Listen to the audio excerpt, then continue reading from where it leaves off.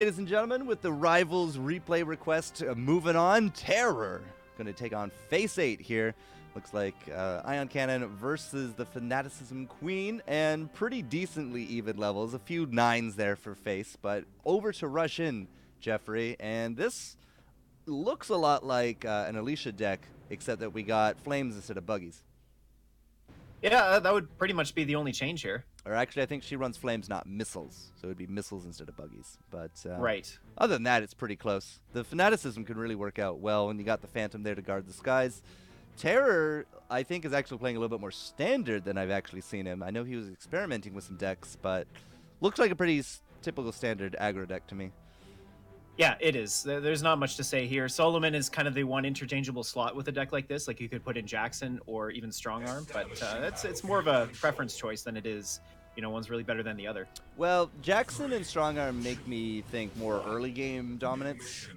Right. The Ion Cannon, especially if you can get aggressive and get a Harvester, right? The Ion Cannon could actually work out basically for free.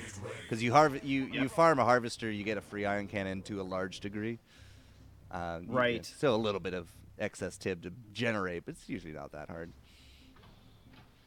So, I mean, again, we're seeing rifle openings, but Yeah. I think, you know, now that I'm thinking about it, probably the reason the meta shifted is because of face8's opening, lasers into flames. And rifles with shocks or flames is pretty decent.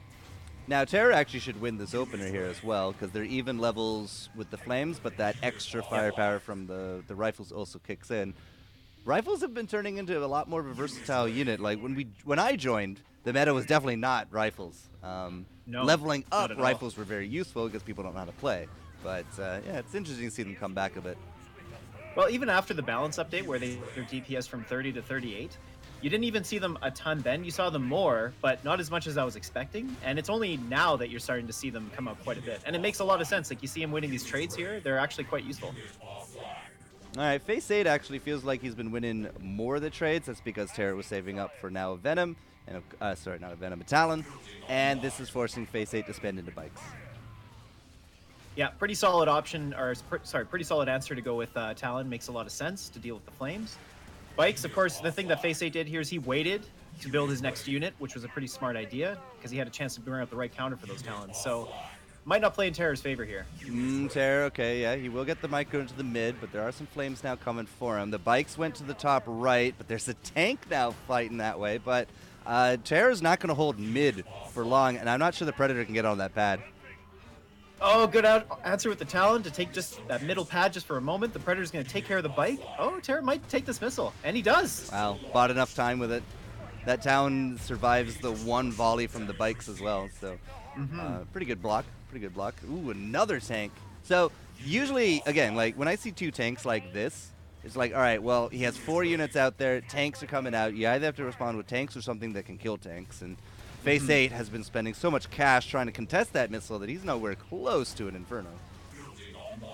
Exactly. Yeah, so that's pretty much what he's waiting for now. You see the helipad just going up now. So, and here comes the Inferno. But this might be a little bit too late for him. Bike's got to hit that Talon, man. Oh, that Talon is getting so much value right now. Oh, it takes out the Inferno. Oh, the bike's kind of doing the world tour at the bottom. Did not do any good for face8 right there. There's the Phantom. So we got the protection out now. Oksana buff, not even an issue. This could go the way of Face because he doesn't have enough to deal with that Phantom.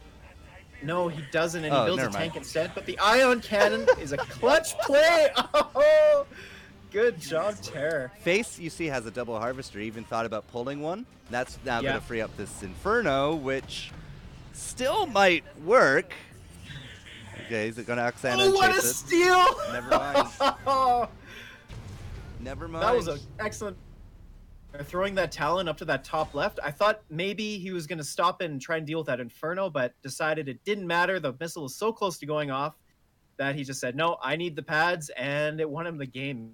Actually, by terRror. I actually thought the Ion Cannon was going to win him the game, to be honest, but not getting that Inferno into the mid pad there, or leaving the Phantom from the mid pad definitely ended up being a terrible choice in the long run, but yeah. terRror, well, always senpai. Yeah. Well, the thing with the Ion Cannon is, so face8 had 2 Harvesters out at that time, And yeah, so he lost a lot of units on the field, but he was still harvesting so much Tiberium that he was able to replenish right away, and that's why you saw the Phantom and the Inferno come out so soon. So it did help, but I didn't see it being the game winner. It was more those Talons. Like, the fact that he didn't kill that first Talon, and he left it up for so long that it actually dealt with an Inferno? Like, that thing had no health.